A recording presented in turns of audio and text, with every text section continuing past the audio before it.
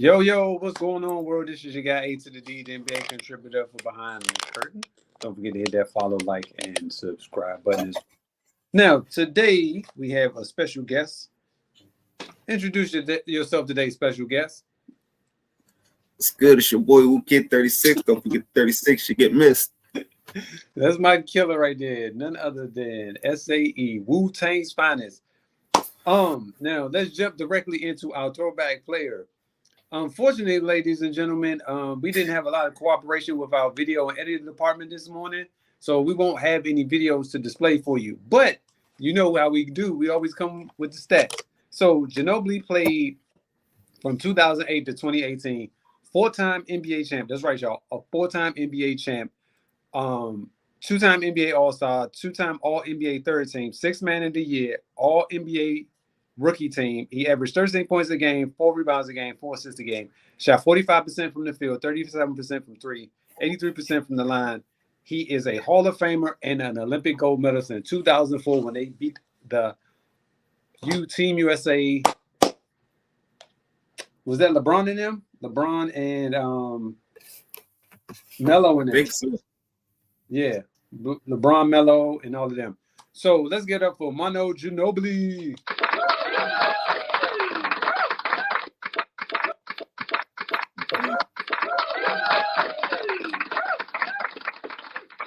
One of, if not the best, great. Oh, okay. I got one for you, real quick, because it just popped in my head.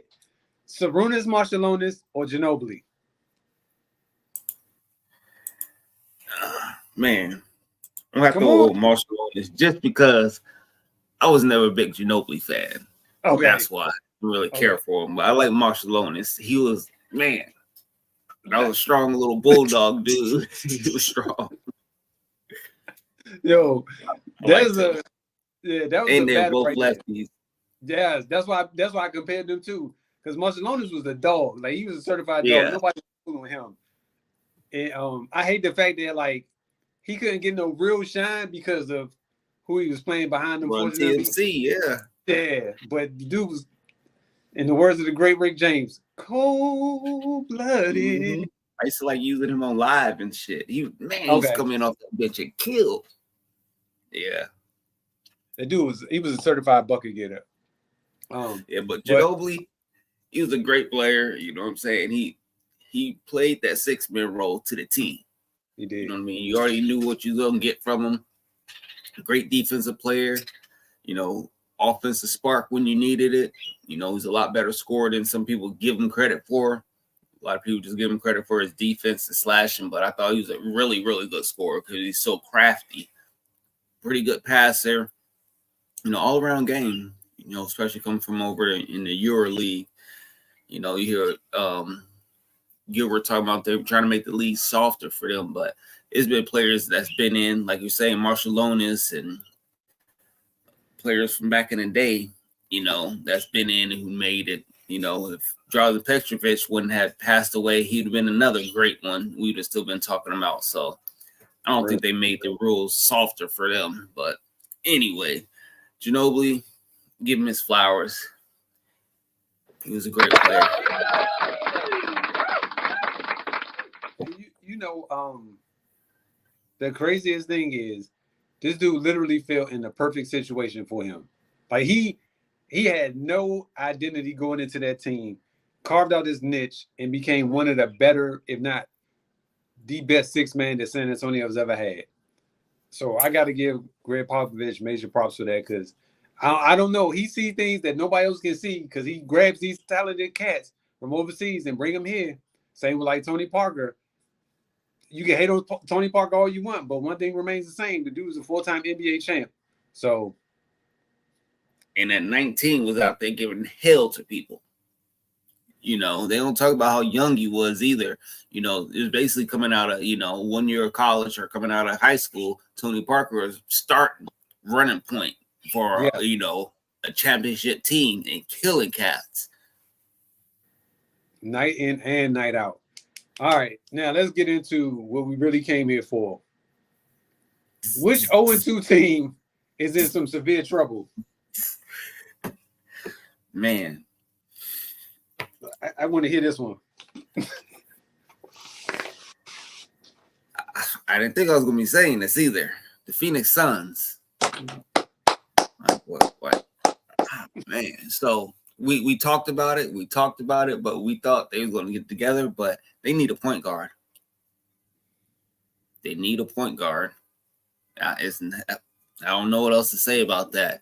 They need someone who's going to control the game, control the tempo, get them in their spots. They need that person. You know what I'm saying? And without that, I don't see them. I think they're going to get a game, maybe a game, just because they're going back to Phoenix. But I was looking at that last game, and I was like, Minnesota didn't even play well at all, and they blew y'all out. They did not play well. Ant-Man played. I'm not saying he played terrible. He didn't shoot well. Let me put it that way. They didn't shoot well. The team didn't play, up to par. They didn't shoot well at all, but they played a good game all around, because their defense was on par and everything like that. But they didn't shoot well at all. And I don't see that happening, 3 more times or even 2 more times for them, not to get 2 more games. So I think Phoenix is in trouble. And what do you do after this for Phoenix? What's left for them? I mean, this is another first round exit for KD.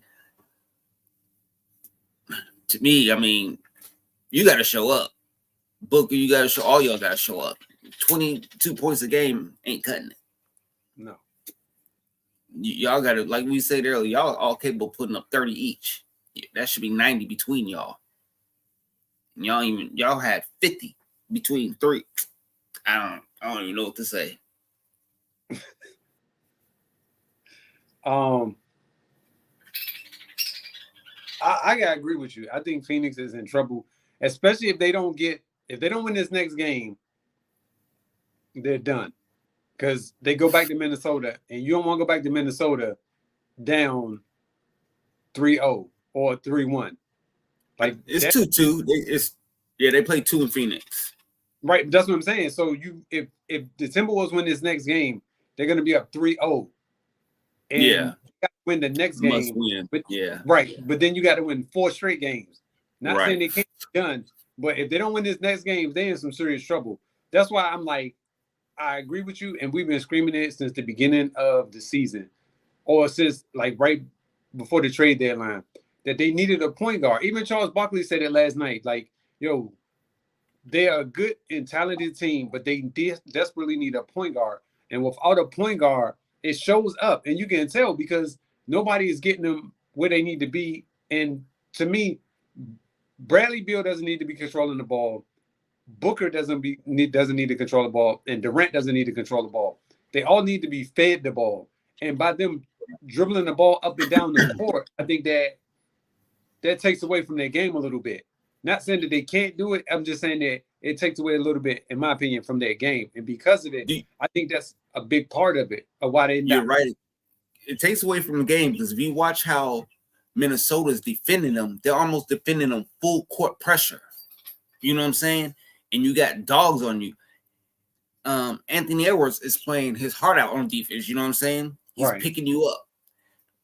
Jaden McDaniels is doing the same. They're pressuring you up the court with the ball. You're not walking into the court. If you had a regular point guard, like you're saying, they'll take pressure off of you. And you get to your spots, you already be down the court. But now you're fighting to even get up the court because they're not letting up on this defense because they know they got 2 big people behind them that's protecting the rim too. So if someone blows past me, I can depend on them. And then we got, the 6th man of the year coming off the bench too, giving us hell too. So it's like, man, they're hitting on all cylinders except for, last game they're shooting. But like you said, I think they ain't in trouble. Yeah. And to piggyback off what you just said, that they have 2 big men that's back there. The whole point of you having Bill Booker and Durant is so you can outshoot everybody. That's why you brought them in. That's why you put this team together, so you can outshoot everybody. But if you ain't outshooting people, then what's the point? Like, what did we do this experiment for? Because to me, all 3 of you guys have the capability of scoring 30 or if not more points a night. And if you don't come close to that a night, there's something wrong. Now, I foresee them getting game 3 in Phoenix. I think they can get game 3. But if they get game 3, they in a world of trouble. Now let's shift this over to another team I think that's in trouble, which would be the Lakers. Like I firmly believe they're in trouble because to me, I firmly believe. yo, you can't blow a 20-point lead, man. Like you can't do that in the playoffs. Like in the regular season, I get it. It makes a lot of sense. But in the playoffs, like you can't blow those big leads like that. Because to me, that lets me know that whatever you got or whatever you were doing to get to that point, you stopped doing it. Because everything that I didn't see the game, so I can't speak on what I didn't see. So I won't speak on what I didn't see. Oh. But from what I heard was that what Anthony Davis for the first 3 quarters. Then the fourth quarter hit, no Anthony Davis. Like they wasn't going to him, they wasn't doing anything. And I'm thinking to myself, like, if this is what got you the lead, why would you stop or go away from that? That's why I think the Lakers are in trouble because there's a disconnect in there somewhere. Whatever it may be, there's a disconnect. And I will say this too: if they get swept again, LeBron's leaving. I'm telling you, he's gone because look at his legacy. Look at his legacy. Yeah, he got a championship, but he got swept. You know what I'm saying? Like he got swept. Yeah, and think about it. If he gets swept, that's going to be like 13 games in a row that they beat them. Ridiculous. You 0-13 against them if you get swept. Yo, that is, excuse me, that is beyond crazy. So you trying to tell me that this team is that good to the point where you can't figure out how to beat them? Come on, man. Look, I've been saying it. Joker he controls everything. He's that good where, like, it's that hard to beat him, you know?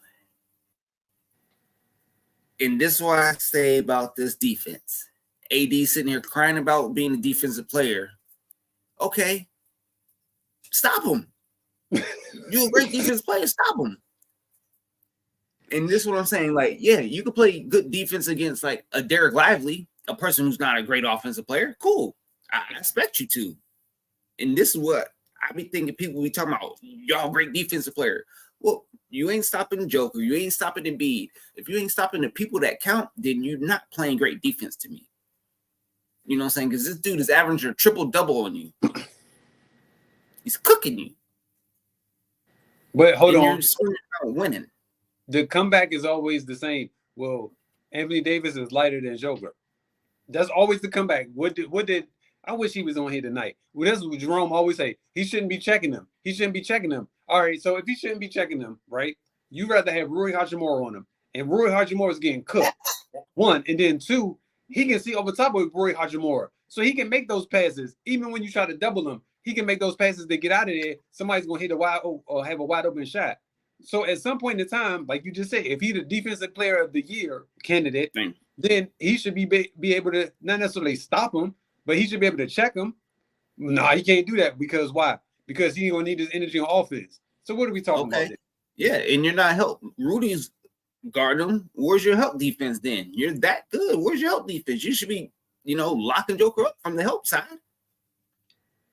You're screaming that you don't want to guard him. Okay, we put Rudy on him. You're not guarding him no more. Right.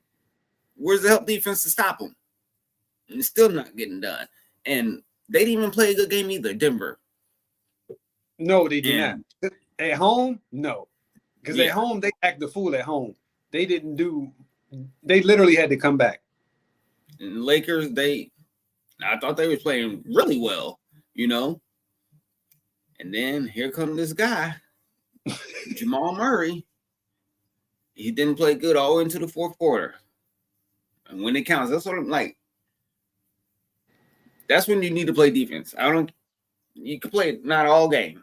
Fourth quarter, just give me a block at the end of the game. That's all you had to do, AD. Is get a block at the end of the game. That's all it counts. You knew he was going to shoot it. Ain't that what GPS always says? Well, the clock was running out. He knew he was going to shoot it. How hard is it to block the shot? Okay. Let me ask you this question. Because I was thinking about this on that last play. LeBron initially was checking Jamal Murray, right? They come set a screen for him, or pick, whichever one you want to call it. LeBron passes him off once. Set another screen.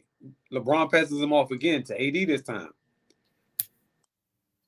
Do you think LeBron should have passed him off, or you think LeBron should have fought over the screen to try to stop him? I think LeBron should have stayed on him. I think he's quicker, he's stronger, he could have bodied him. And I think LeBron, his IQ is more higher in that kind of situation. I'm not really impressed by AD. I never really was. You know, he's one screaming he's great on defense. I think LeBron would have been better guarding Jamal Murray at the end of the game. And I think they would probably won if LeBron was on him. Honestly, I don't think Jamal Murray hit the shot over LeBron. I think LeBron probably pushed him out a little bit further or something would happen. I just don't think he hit the shot over LeBron. No, I don't either. And I think that's the part that kind of like bothered me because like as I'm watching it, the replay, rather, I see him push him. Then I see him push AD, and I'm like, yo, why didn't he just stay with him? Because to me, I would rather have LeBron check him than Anthony Davis. Because at any point in time, he's going to be quick enough to get around if he decided to go to the hole. He's quick enough to get around Anthony Davis, but he's not necessarily quick enough to get around LeBron. And LeBron is big enough to where he can block a shot or he can muscle him. So it's not like he's going to get a better shot. To me, I just think that was a bailout in that situation. I don't think he should have easily passed it off like that. Like, here, you check him. Here, you check him. I think he should have ducked under the screen or went over top of the screen and stayed with Jamal Murray because in that moment, to me, especially after Jamal Murray hit a couple shots, like, you know who's going to get the ball. Like, there's no ifs, ands, or buts about it. Jamal Murray is getting the ball. So if you know he's getting the ball, why would you want to switch off of him? It would be the better question. Why would you want to switch off of him? Because to me, right, if I know he's the one that's going to shoot this ball, that's the person I want to check. Now, if he get past me, I got to deal with it. But I got AD back there behind me. But if you pull AD out to check him, if he gets past AD, not saying LeBron couldn't block his shot, but it's going to be a lot tougher. But what did Jamal Murray do? What Jamal Murray does, he jumped into him, took a mean step back, and then shot over top of him. Not saying LeBron could have blocked it, but I'm just saying I would have rather taken my chances with LeBron checking him than him passing them off. That's all I'm saying. I agree. I have to agree with you on that too. It's just, I don't know. I know I'm not in the NBA. I never will make it to the NBA at this age. But what I'm just saying, sometimes the things that I see on the NBA court is like mind-boggling because it just doesn't make sense to me. Like, why would you continuously switch on plays like that when the offensive man is going to have the advantage? Like that, I never understood that. Like, why would I switch to the point of him having the advantage as opposed to me having the advantage on the switch? Now that's like if I'm gonna send a big in the post, but I'm gonna switch it to a little man checking a big man in the post. Like, that makes no sense to me. Like, why would I do that? I agree. Talk about it. The Magic are done too. You said Magic? Yeah. Sorry to say. Did Suggs come back or we still out? Even if we do come back, they cooked. Cleveland looked like Cleveland that I thought they were at the beginning of the season. When I was all hyped up on Cleveland at the beginning of the season, like, man, Cleveland's some dogs. They're in second place, woo this, woo that. This the Cleveland that I was seeing, but they back now. And like, so you impressed with Cleveland? Yeah. I'm not impressed. The way they put it on them, yeah, I am. I'm not impressed with them. And the reason why I'm saying it is because it's a team that don't know anything. You know what I'm saying? Like, they never really been into the playoffs before. Like, so not saying this is necessarily an excuse, but to me, it's like they don't really know what they in right now. Like, after this year, they're going to be like, okay, well, we know what to do the next year. So to me, I think like Cleveland is doing exactly what they're supposed to do. Now, if they can win, that's why I'm impressed because it's not a close game. It's not, they're blowing them out basically. They're coming, it's at the end of the game, 10-point, but still, they're making it look easy. They're doing exactly what they're supposed to do. They're not out here,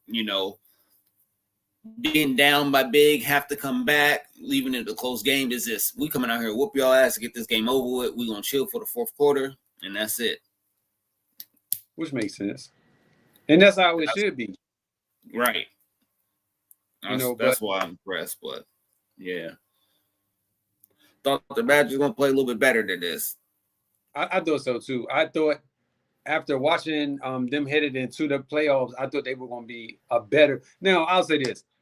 this next game will show me a lot. Whatever they do in this next game is going to show me a whole lot. If they come out here ready to fight, all right, cool. I'm not ready to write them off. But if they come out here looking like who done it and why, but I always anticipate teams when they go home to play a lot better because typically younger teams play better at home than they do on the road. Can you see it going 6 games? If they could win this next game, if they could win the next 2, yes. But if they lose one, no.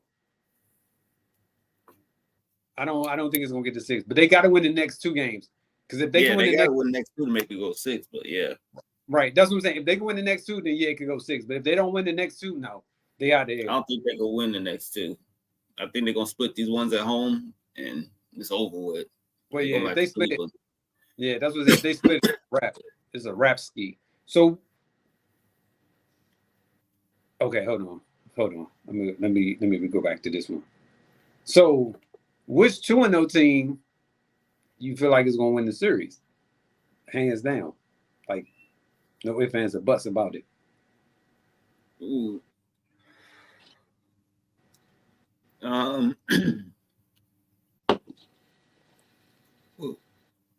I think, like I was saying, I think the Suns are in trouble. I don't think they're coming back. I don't see no coming back for the Suns. Don't see no comeback for the Lakers.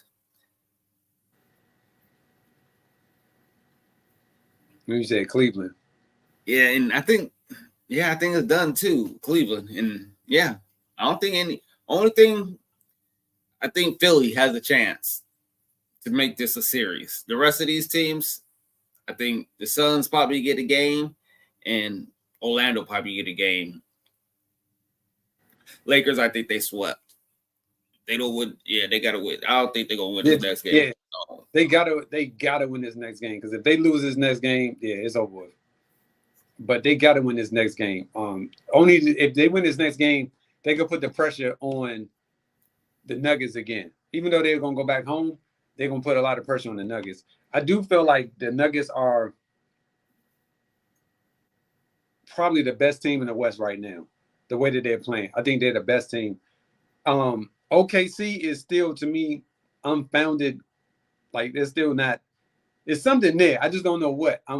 Yeah, I gotta see the second game. Yeah. Yeah. They only played one game so far. Yeah. Mm-hmm. Yeah, tonight. So whatever happens tonight, I can get a better judgment for it because to me, it's like the way they let that game slip out of their hands. The Pelicans should have won that game. Like they should have won it. Yeah. But to me, that's why I say I'm agreeing with you. I got to see what they're going to do tonight because that's going to tell me a whole lot about the rest of the series. Yeah. In the 76ers and Knicks joint, I kind of feel like the Knicks about to pull it out. I think the Knicks just need one in Philly. If they can get one in Philly, I think the series is over with. They don't have to get both. They just need one. I don't think they're getting one. I don't. They shouldn't have that last game. That game was over. It should have been done. They got it. Hey, it's 2-0, but I don't think they're winning in Philly. I think it's going back to New York tied up 2-2. I think it's going to be a blowout this next game. I just don't see. Blowout?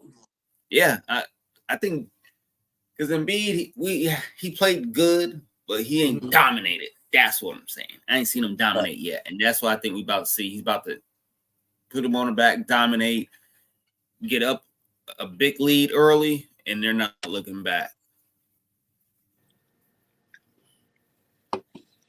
Because Josh Hart ain't shooting like that again. It's not even him. What? This dude's on fire. This dude's out there cooking their ass. No. I'm not saying it like that. I'm saying that like it's more so what Maxey and Embiid can do more so than what Josh Hart can do. That's what I'm saying. Like you expect Maxey and Embiid to put up certain points. Like, oh yeah, they've been hooping though. NY31 fam. I'm not even mad at that. What happened? I think he's saying 3-1.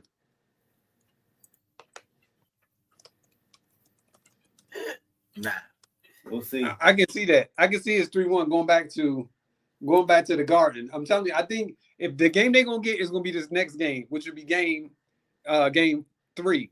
I can see them getting game 3, but I don't see them getting game 4. They're gonna go back to the Garden. They're gonna be lighting up cigars because they know that series is over with. Oh, he said He said 4-1. my bad, 4-1. Nah, I don't think it's gonna be 4-1. No, it's Yes. gonna be tight. No, it's over with. I'm telling you, they're gonna get one game, which is gonna be that first game because they're gonna be amped up and they're gonna be ready to party. I'm telling you what's gonna All happen. right. The All right. 76 is gonna come home. Oh, we home. Yes, we home. You're not Embiid talking. I don't know. We're not gonna win. We're gonna win. No. I'm telling you, they're gonna win that first game home, which is game 3. The Knicks are gonna come back in Rowdy and win game 4. And then they're gonna go back to the Garden and they're gonna close it out.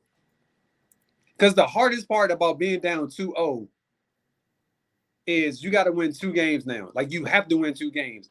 And I a lot of agree. people aren't built to win 2 games in a row like that. So that's what I'm saying. Like, go ahead. Man, these Sixers, they're better than what they're showing right now. Buddy Hield ain't stepped up yet. You know what I'm saying? Tobias Harris ain't stepped up yet. Kelly Oubre ain't stepped up yet.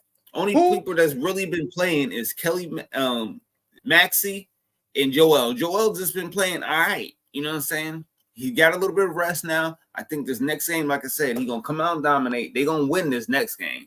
They back at home in Philly. It's not going to be close. They're going to win this next game. You're going to get a little bit more rest. It's going to be 2-2 going back to New York. One thing I give New York is Jalen Brunson hasn't had a good game. I give him that. He hasn't had a good game, and he's due for a big game. And this might be the big game he gets, but I think Joel's big game is going to be bigger. And Maxey's going to kind of cancel him out, and they don't have no one that's going to, because I don't think Josh Hart, I definitely know he's not shooting like that again. That dude, he was shooting lights out. Give him his props. He was hooping. Okay, so I agree with you on that. Embiid hasn't had a great game yet, and I do think that it's coming. And if it's going to happen, it's going to be in this next game, in game 3. Oubre, Tobias Harris, and Buddy Hield, in my honest opinion, are guys who shoot the ball a lot. But if they're not shooting, they don't really serve, or they don't really have a whole lot of, what's the word I'm looking for? They don't have a whole lot to do in the court. But I will say this, Oubre does play good defense. I will definitely say that. He does play good defense. So if he's not scoring, he can still play pretty good defense. But Buddy Hield and Tobias Harris, they don't really do anything outside of shooting the ball pretty good or really good. So who's Oubre playing this good defense on? Because he sure wasn't playing it on damn Josh Hart because he was stroking his ass. Like what did you just say? That was like an anomaly. Like that ain't gonna happen all the time that he gonna shoot like that. But this has been 2 games. Both games, Josh Hart's been shooting very, very well. He's shooting over 50% from the 3-point line. He's been out here cooking them, averaging a double-double. He's getting this dude has been out here balling out his mind. I'm not even gonna lie. Josh Hart is hooping right now. I'm like, for real. If you watch this dude out here, he's like everywhere. But do you think he can contain this, like keep this up? I don't think he can keep this going. No. That's what I'm saying. No. So that's what I'm saying. That's why I don't think they can win. No, but what I'm saying is I think this next game is gonna be the Knicks gonna probably lose by 10 or more. But if the Knicks win this, so happen to win this game, this series is cooked. But that's what I'm saying. I anticipate the 76ers winning this game. I'm with you on that. I'm already with you on that one. But I'm saying the game after that one, I'm saying that's going to be the telling point. Because to me, I think that the Knicks can win on the road because they, in my opinion, they're built for it. And so I think they're going back to the Garden 3-1. But you saying they're going back to the Garden tied up. So if that's the case, then this series is going to go 7.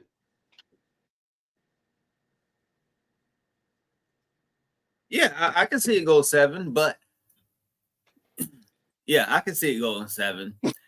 It's gonna go 7 because if you saying they went in 2, right, 2 straight, they're going back to the Garden tied 2-2. The Knicks not gonna they're gonna do everything in their power to keep the Knicks winning in the Garden. You already seen that in the game the other night. How I ain't gonna say it, but things happen. No, but that's what I'm saying. That's Philly's fault. Philly lost that game on that themselves. All they had to do was get a rebound. So I don't want to hear anything about these refs or anything else because the refs been terrible all season. So I don't want to hear it. These jokers been the worst. I have to agree with you on that. I've never seen officiating look this bad before. So now that we switching to the Clippers and Mavs series, who do you think has the edge in that series? Because to me, You've been screaming it. You've been screaming it all year. Luka and Kyrie, you've been screaming it. I gotta give you your props. So I can't take no credit for this, and I won't take any because I was saying the Clippers was gonna win. But you said it, so I'm gonna go with that. So how you feel now?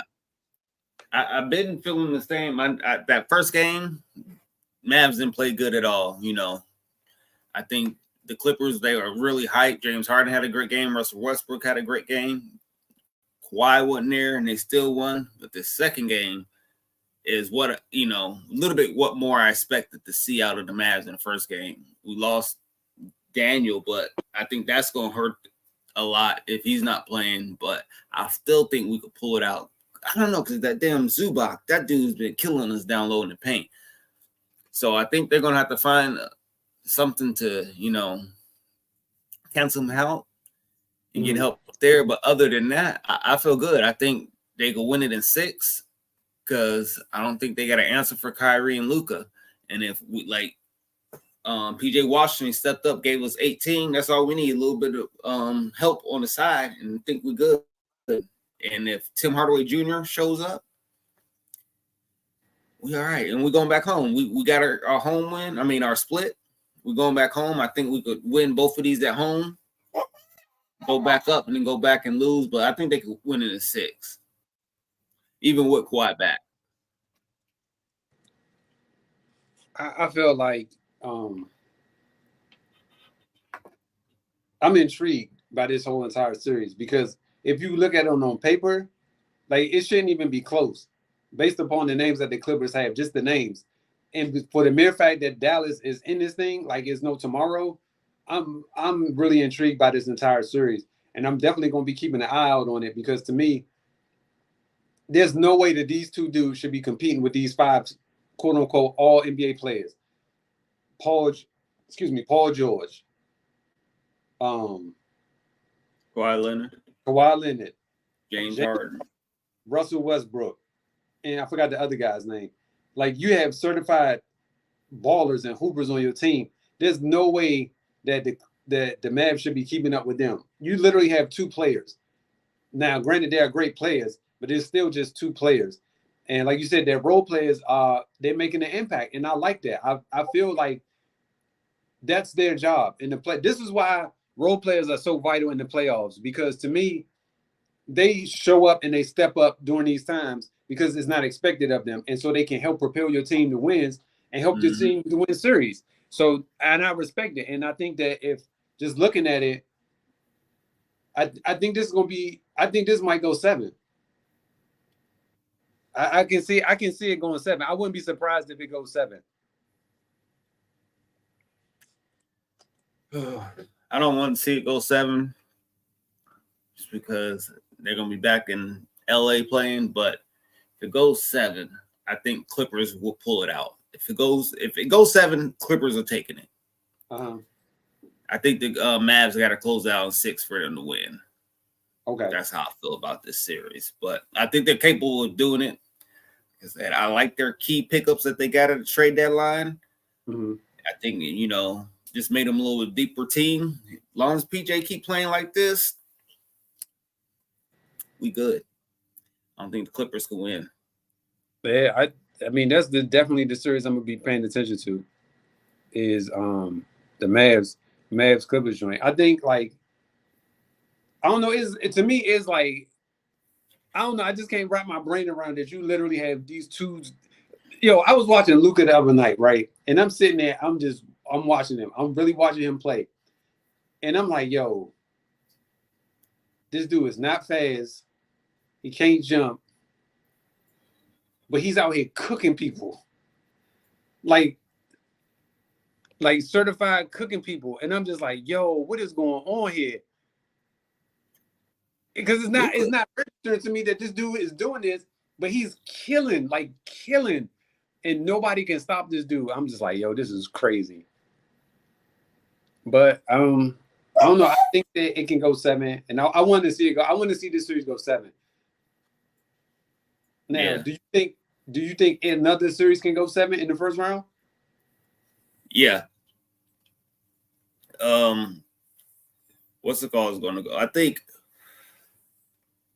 after seeing yeah, I think not the Clippers, but the Sixers could go 7. Uh-huh. I think Sixers or Knicks, they definitely go 7. And I think I don't know.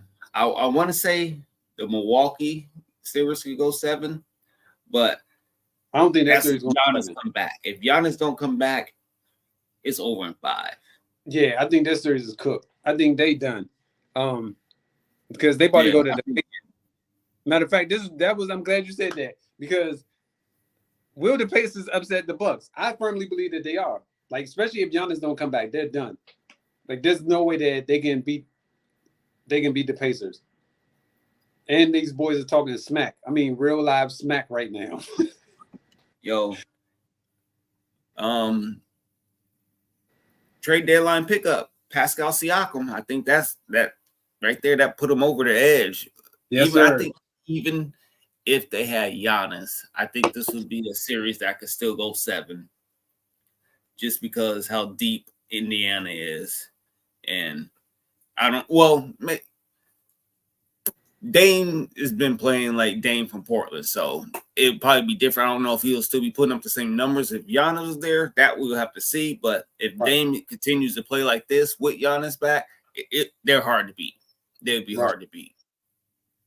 So, as is currently going right now, what do you have the series ending up? You think it's going to be a Yeah, I picked the Pacers to win before the series started, even with Giannis, just because of the way the Pacers are deep. Right. They picked up Pascal, and they're a running team, and they like to get up and down the court. So I like the Pacers. I still like them in 6. Okay. I feel like I think I picked the Pacers too, if I'm not mistaken. And I think that without Giannis, it's gonna be tough for them. Like, it's gonna be tough because they need Giannis, like, no matter what. Because the Pacers don't have like a lot of weapons per se, but they just got a lot of good role players. Like, they have a lot of role players that play their roles really, really good. Mm-hmm. And because of it, your only superstar is literally Halliburton. I wouldn't put Pascal Siakam as a superstar, but he's a solid, good player. And so He's an all-star. He's an all-star. That's all you need. Yeah. So you got your Halliburton haven't had a good game yet, really. Oh, he about to have it this next game. I promise you. Yeah, that's what I'm saying. I think this is about to be, I don't know, about to be trouble. Yeah, I feel like this next game is going to show a lot. And I don't think it's going to be close. I think it's going to be a blowout. I feel like the Pacers game is going to be, it's not going to be pretty. And so that's the only one that I'm really concerned about. Well, not really concerned about because the Bucks are the 6th seed. No, the Bucks are 6th seed. No. Remember, they 3rd. The Bucks are 3rd and the Pacers are 6th. Yeah, okay. So I don't know. That's gonna be interesting. All right. So now we're gonna jump into the awards. I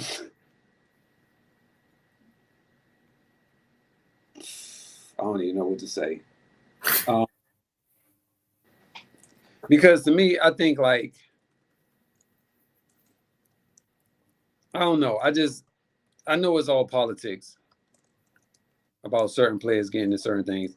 Now I do feel like Anthony Davis should have been at least considered in some of these awards, like especially Defensive Player of the Year. He should have been considered. Okay, I didn't even know that Naz Reid won 6th Man of the Year, but that was a good win for him. Yeah, that was a great. The dude hoops off the hoops, so I can't take nothing from him. I think we need to get rid of this Defensive Player Award. Okay, explain yourself. It's an offensive league. You're not shutting anybody down. You're not really stopping anybody. Like we're saying, if you're screaming that you're a defensive stopper or you deserve the defensive award. Prime example, Wemby's up there. Joel Embiid scored 71 points on you. You can't be considered a defensive award player if you got scored 71 points against you. I don't want to hear it. True. I don't care if you're a good help defensive player or whatever. You got 71 points scored on you. You know what I'm saying? So that's to me crazy. that nullifies everything. If you got a 50 bomb scored on you, you can't be in the defensive player award category no more. How can you be? Or a triple-double handed down on you? Like Anthony Davis, multiple times, the Joker's averaging a triple-double on you. Like, stop with this. No one is stopping anybody in the NBA. We understand that. If you want to call this like a help defensive player award, cool, because you're helping out, but you're not stopping anybody. I haven't seen not one of these so-called defenders shut down any players. And that's what I'm talking about, being a defensive player. You're shutting someone down. You're not letting them, get their average or triple-double versus you. You're doing that to everybody in the league. You ain't just picking and choosing who you're shutting down. You know what I'm saying? You hold everybody below their average and you're stopping them and you're shutting them down. That's what a defensive player is. But if you ain't doing that, then I don't want to hear you in this defensive player awards. There's people out here still murdering you. Because I was going to say, like, they have Bam, Rudy Gobert, and Victor Wembanyama. Like you said, they're not stopping anybody, not shutting anybody down. But because Joel Embiid cooked all of them. Joker cooked all of them. Who y'all like? So name the centers that they did play against that they shut down, or that they so-called played great defense against. Can't. Each other or something. But you know how it is though, because like you just said, that the fact that like the game has changed, and because it changed, it's not the same anymore. That's what I'm saying. They need to get rid of this award because y'all ain't stopping nobody. Definitely not. Like, nobody's being stopped. So I could see that. But like, it was more so for like the awards that are being given out, like most improved player. So yeah, Tyrese Maxey won that over Alfred Şengün and Kobe White. I mean, I can't be mad at him because Tyrese Maxey been hooping all year. You know what I'm saying? Just like Kobe White, but yeah, you gotta give it to you. Yeah, I think Kobe White had a bigger breakout year. Mm-hmm. You know what I'm saying? Then Maxey, we seen what Maxey was gonna do. He's already averaged like 19 or 20, and he just stepped it up. But Kobe came from averaging like 10 to like 25. You know what I'm saying? Right. And becoming a starter and taking the role to, But like you said, I see both of them getting them. Yeah, and then so I think Bam probably went defensive player of the year. Now the rookie of the year one, that one was kind of intriguing. Even though I know Wembanyama is going to win the hands down, I do like Brandon Miller and Chet Holmgren. I thought both of those dudes had pretty good rookie years as well. But you wasn't going to surpass Victor. It was just like, that's not going. But then the most valuable player, so you got Luka, Shea, and Joker. Do you think that Joker going to win it 3 times, or do you think Luka or Shea going to win it? I think it's Joker's to win again. Mm-hmm. I would like to see Shea win it. I would too. Because he got Steven first. He was very consistent all season. He showed up big games, you know what I mean, against big opponents. He did everything. I think he should be.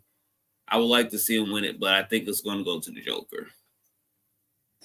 I would have to agree with you. I think if anybody should win it, it should be Shea because of everything he did this year and how he did it. But they're going to go with what's easiest, which is to pick Joker. Not saying that he didn't deserve it. I think all 3 of them deserve it in their own rights. But it's more or less like, hey, how many times you going to get this guy the award? But then the opposite is, well, Shea can win it next year. But what if you don't have the same season he had this year? Then what? You know what I'm saying? Like, it's just too many variables in there. So you should give it to the most deserving. I think SGA or Luka is the more deserving because they both created a lot. Yeah. But, like, if you take Joker off of Denver, Denver is not Denver. You know what I mean? He can't barely not be on the floor. So I can see that reason of him being the most valuable player because that's really saying that you are the most valuable player if your team is, like, losing every time you're off the floor. because Shea, when he didn't play a couple games, his team still was good. They played great and everything like that. That's the only reason why I could see them not giving it to him too, because of, I guess, what they call the plus minuses when they're on and off the court with them. Okay. Yeah, that makes sense. I don't know. I just feel like these wars be shafted, to be honest with you. They already know pick ahead of time. They just put the names in it just to be like, oh, we tried it. Like, come on, man. Don't do that. You already know who y'all want to. It was another one. Oh, Coach of the Year. Who you think should win Coach of the Year? So it's between Clutch Player of the Year too. So it's between Steph, DeMar DeRozan, and SGA. Who you think should win that award? SGA was clutch too. I was about to say either him or DeMar. I go either one of those two. I don't know. I think SGA. I mean, I think Steph had the most clutch points down the stretch where they consider clutch time. I think he's up there for the most clutch points. So, I don't know. So, yeah, if I had to choose, I would either be SGA or DeMar. Then the Coach of the Year finalists, you got OKC coach Mark Denault, Chris Finch from Minnesota, and Jamal Mosley from the Magic. Who you think is going to win that one? Chris Finch. Minnesota? Yeah. I think I'm going to go with Mark Denault. Only because he got them to be number one in the West, which is pretty daggone hard. That's the only reason why I'm picking. Oh, that's OKC's coach? Yeah, it's OKC coach. Oh, okay. Yeah, I can see it. Yeah, that's what I said. Other than that, I would definitely go with Finch because he took them places they haven't been in a long time. And so that's what, 2000, what did they say, 2004 was the last time I think they said they had the number one of the number one records in the NBA when KG, Sam I Am, and Spree. Yeah. All right. So just to give you a heads up, Boston down 12 at home with 3 minutes to go in the third quarter. Come on with this nonsense, man. What is going on? Y'all here shooting threes all day again?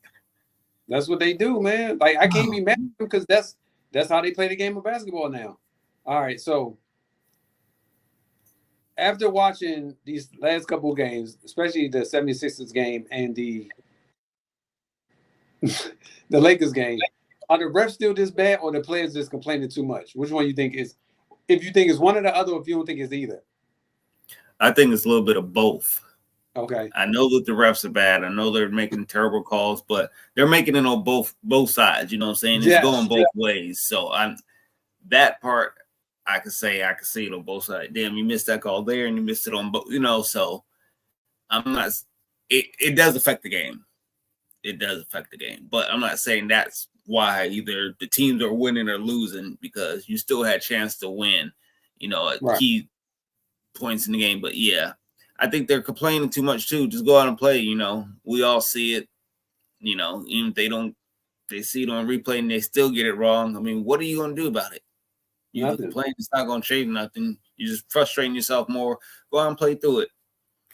Because we all seen it. It's been like this. Like I said, all year it's been like this. So I would have to agree with you on that. I feel like even though there are bad calls throughout the game and the calls not being made, and I do think some players do reserve the right, it's like stars or whatever, reserve the right to not figure out, but like, hey, ref, I'm not getting the calls I'm supposed to get. But in the same token, like, you can't, if you want them to call fouls on every single play, you know what I'm saying, that's going to really impact and slow the game down. So it's either you want us to keep calling fouls every single time, or do you want to let you guys play and get physical? You know what I'm saying? Because it could go one or two ways. We can just keep calling fouls all game long, then everybody's going to be pretty much fouled out, and it's not going to be a flow to the game. Or we're going to let some calls go. We're going to let some fouls go. That's part of the game. You know what I'm saying? I'm a human being. I'm not going to catch every single call. But the most obvious calls, the most obvious calls I'm going to try to make. Like in that Philly game, something should have been called. Like whatever it was, something should have been called because it was way too much pushing and shoving going on around there. for That shit them was not. wild. Yeah, like something you got to call something a travel, a flagrant, like call something, like just call something because it Yeah. was just way too much happening in that sequence. And And that now, was a good game. I think that was like maybe like the third or fourth game I watched all the way through this whole season. You know what I'm saying? I watched like the whole game. I was like, that was a good ass game. that was a good game.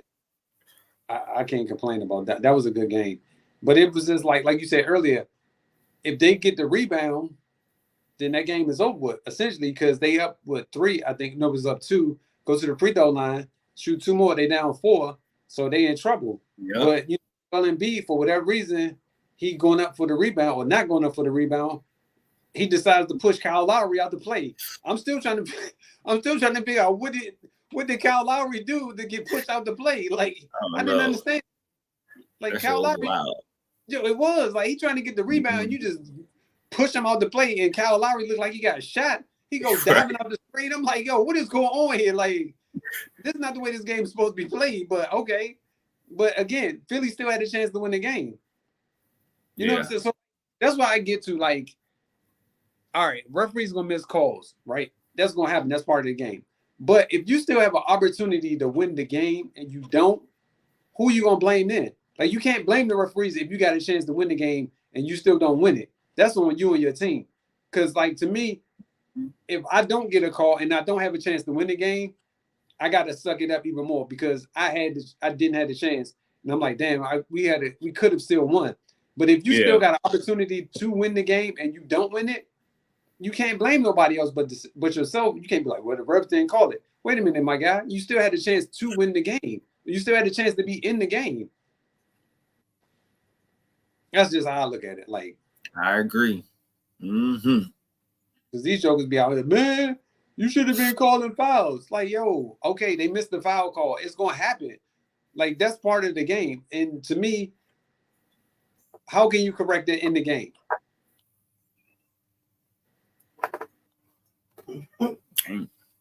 Exactly. So you got to keep on playing.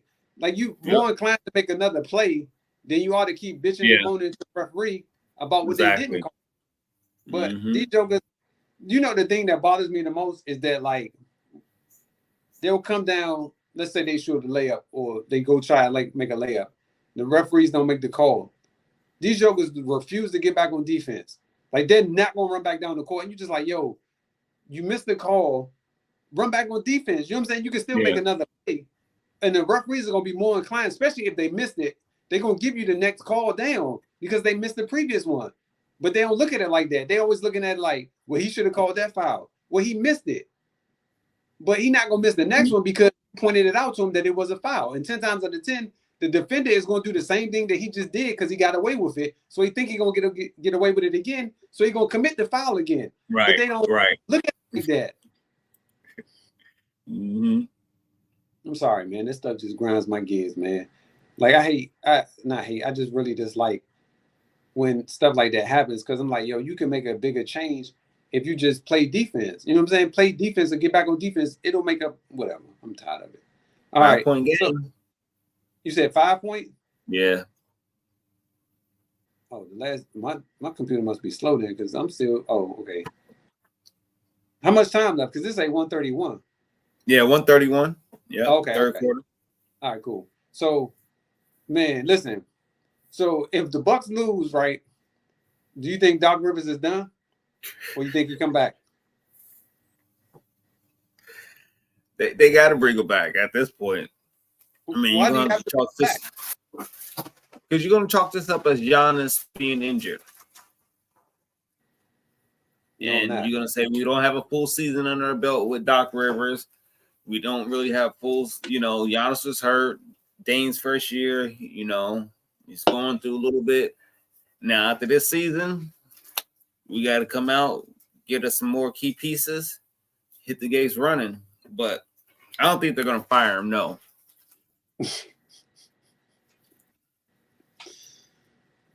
Oh, man. I think they should fire him. Issue said we gave him the wrong time. He was the one that came up with the time. Hey, Let me ask you this. So, what happens if KD gets swept? Um, Do the Suns stay together? I think you have to. I think you got to keep them together because this is their first full year together. Personally, I say they should have never hired Frank Vogel as their coach, but that's just me. But I feel like they're gonna keep it together. If they, it doesn't matter. I think they're gonna all because they wait. They spent too much money for it just to let it go to the side. Man, but you got to get a lot of key pieces because you got to think you're still not good enough to beat Denver. No. And this is who you built your team to beat, Denver. Now you're coming up against a young Minnesota who you can't beat, who's just going to be better next year. I don't think you really want to see OKC either, the way that you're playing against Minnesota. Nah. And they're just going to be even better next year, too. Man, Clippers. I don't think you can beat the Clippers. And then the Pels, you probably beat the Pelicans. That's about it out in your little. And I don't think you can beat Dallas. Now, I know you can't beat Dallas. No, you can't beat Dallas. So let's just say if the Phoenix Suns get out of this round, you don't think they could get any further than this round if they get out of this round. This would be it. The second round, they're done. Man, if they get out this round, it'll be a miracle. But let me see who they match up against. Denver? Yeah, they play Denver next, right? I think so. Or is it Denver? They will. I think they play. No, they will play 1-8, 4-5. No, they would. They would play Denver. They would play Denver next. Yeah. No, I don't think you're beating Denver. I think they got a chance at Denver. It's a chance, but it ain't a big chance. If they can't beat Minnesota, I know damn well you can't beat Denver. No, that's what I'm saying. Is a possibility that they can get out of the first round. I ain't saying it's a strong possibility. I'm just saying it's a possibility because they have to win. They have to win the next two games. If they drop either one of those games, it's a wrap. Because it's hard to win 2 games in a row, let alone 4 or 3 in a row. It's hard. Who you got in your conference finals? I'm putting OKC. Who's that? And So go ahead. No, go ahead. Oh, I'm gonna put Denver, and I want to say it's gonna probably be the winner between the Dallas Mavericks and the Clippers series. Whoever wins that series, I got Dallas and Denver. You said Dallas and Denver? Yeah.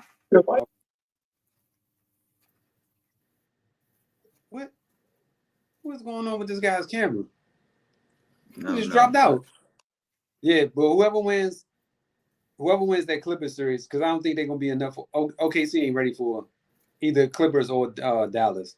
I agree. So that's what I said. That's gonna be good. At least I hope not. Well, hold on. But what if the Pelicans upset OKC in the first round? Yo, that would be wild. I didn't even think about that. I'm thinking about this being over already. Yeah, that's what I'm saying. What if just so happens that takes place? That OKC to the Pelicans in the first round. Why the hell did they say ain't working?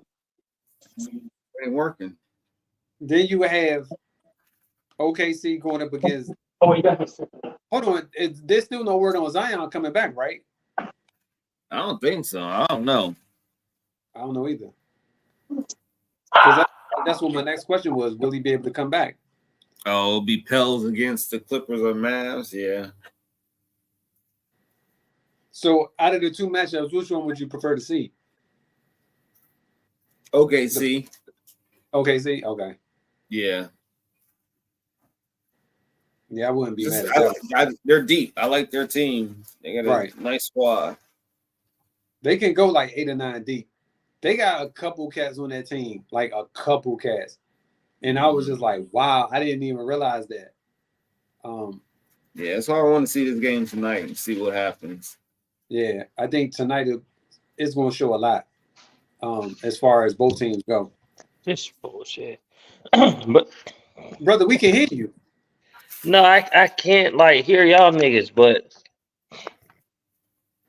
how can you not hear us? You just like, no, I can hear y'all, but I can't. Like, I got to do all this. Oh, okay. It ain't loud. Cause my goddamn buds ain't connecting for some reason. Well, we about to get off anyway. You good? Yeah, it's cool. Bro, I'm like, god damn. Like, I'm getting on at 9. I'm like, shit, them niggas said 9, so I'm getting on. You feel me? I'm like, cause I remember the nigga said 8, and I'm like, he said 8 your time. No. So I'm thinking 9 still. No. That's my bad. Yeah. No, we trying to make it earlier for you. For you, right? We trying to make it earlier for you. Damn, that's my bad, fellas. Yeah, that's why I said 8 hour time, 7 his time, meaning Sean time. Sean is Rome time, because they would have been an hour behind us. I see you had some people in here this time. Oh, we stay with them. We stay with them. I told them I'm gonna try to get some attraction over here, man. Yeah, I appreciate it, brother. No problem, man, because we need that. So I got a quick question for you before we get out of here. Which team do you think the Suns are done? If they don't win the next game, they're done. Okay, so we agree. They gotta win the next 2, but yeah. So you think they can still pull the series out, basically? To be honest, the way it's going, I don't think they could beat them, man. They just turn the ball over too damn much. Like, be dumb. You see the shit? They be dumbass turnovers. This nigga just throws the ball to a nigga that's just walking. Like, the nigga just fumbles it. You're like, what the fuck is these niggas doing? Mm-hmm. I agree. You be like, this nigga was like, nigga, once Grayson Allen went out, it's crazy. Once the nigga went out, them niggas start losing. Yeah, I do. I say, oh, like, that's crazy. He was hooping all year. Yeah. Hey, but do you see what I mean about KD though? I don't know what it is. But do you see what I mean though? I don't know, because there's another who was that put up 35 in the first half and didn't score nothing. Now Dame. Oh, Dame did that, but they didn't need him to score no more though. But I'm just saying though, the nigga put up 35. That nigga should have scored 60. But you know Dame will continue to score though. That's the thing. This is what I'm talking about. KD, he won't. You losing. No one like. Let me be honest, man. Let me be honest. What I see. Yeah, be honest with us. Bradley Beal, for one, I don't like him over there. That's one problem. Bradley Beal does not fit over there. I don't. It's just not working. And then, yeah, like I wish Dame or Kyrie would have went over there.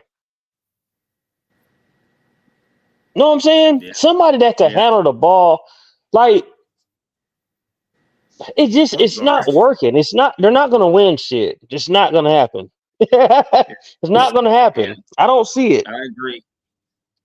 They're not. I thought they were gonna win this series easily, but after watching these first 2 games, I don't see it. We all said it. Like, but they turn over the ball too damn much. Bro, like, I'm telling you, nigga be dribbling the ball. He'll throw the ball to a nigga that ain't even looking. You be like, the fuck y'all niggas doing? Y'all see that shit, right? The worst one is they turn the ball over and they don't even bother to get back on defense. They're just like that's the part that bothers me. Like, at least run back to get on defense or sprint or do something. Like, these jokers just be like, oh well. Like, and like the other team don't have the advantage to score the bucket.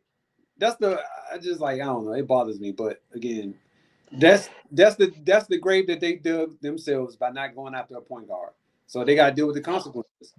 To be honest, I wish Kyrie would have went there, man. That would have been nice. Yeah. Well, I we're going to see agree. now. That All right. Bradley Bill he's a good player, but it's just not working it's just not working right there. I don't like it. It's not Yeah. necessarily him. It's the fit. Like Yeah, that's what I mean. Like he Yeah. don't fit he in don't like fit. Yeah, because I know he's a good player. He just don't fit in what's going on. right. He does. It's like there be times like he just not in the offense. He's not part of the offense. It feel like to me it's just Durant and Booker, and then whatever else. That's how I feel. So Like if they lose take this turns, series, and then it's like then Bill might try to do something. They'll call a play for him, and this is like what? Like yeah, this is not. It's not working. yeah, I think it's the coach too. I think Frank Vogel needs to go. But if they Yeah. lose this Yep. series, Yep. you keep everybody or do you trade somebody? Yeah. Because look, because if you was gonna have offensive team like that, you probably should have had an offensive coach, offensive mind coach Yeah. to coach them. Yep. Frank Vogel is not doing it. He's not. They can't defend nothing. They're just not in. Nah, no. Yeah, especially The if you're not Celtics gonna got their defend head them, on the you rope gotta right be now running. too, though. Yo, I'm not even. I ain't even expressing my hatred right now for the Celtics because you playing at home.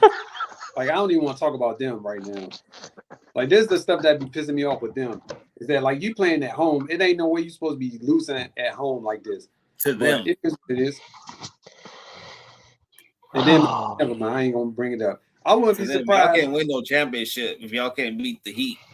That's what I'm about to say. Like I wouldn't be surprised if they lose to the Heat. I would not be surprised.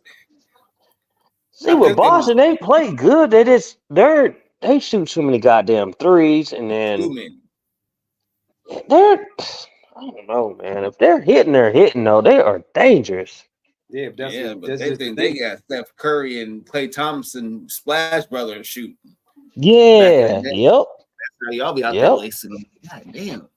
Yo, like there ain't no teams hitting 30 fucking threes like them niggas. Like, god damn, he hitting 30 threes in one night. Like, god damn. You got 8, I got 10, you got 7. Like, what the fuck? That's what makes them niggas dangerous. Like, god damn. That shit was crazy. But I ain't gonna hold y'all, man. I apologize, man. I thought it was 9, man. Oh, that's cool, we bro. good. We all know for next time. We good. Yeah, I'm gonna get on that. Hey, that's even better. I apologize. Yeah, that's why we trying to make it early for you. Yep. That's my fault. All right, I ain't gonna hold y'all though, man. Hold on, real quick. I was trying to see something. Okay, don't worry about it. All right, fellas, y'all have a good evening, man. All right. Later.